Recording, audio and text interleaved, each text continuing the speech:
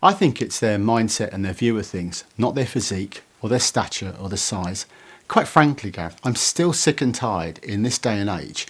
You'll go into classrooms and schools, and you know what I'm going to say here. I still see, no disrespect to them, quite large males and females who often are special in kids, or they're put in a position where they look like doormen and women, to be perfectly honest. And I think people miss the point with that. Often that just intimidates the young person who's already stressed and traumatised.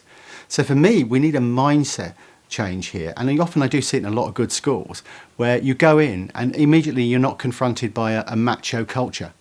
And I think that is something that's quite palpable, particularly in some specialist settings that I go into. So for me, it's turning it on its head. I remember years ago, probably the best practitioner of the low arousal approach I worked with in a team in Birmingham was 5'2" and female.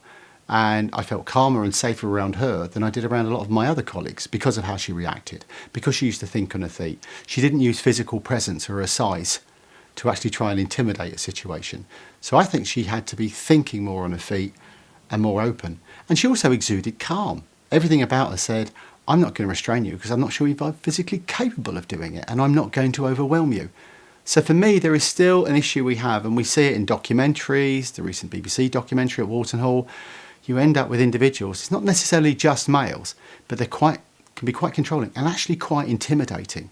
And you have to take it from the other one person's perspective. If I saw this person talking to me like this and invading my space, would I become more frightened and scared? And if the answer is yes, to use our words from our colleague Ellie Chappell, we need to flip the narrative on that.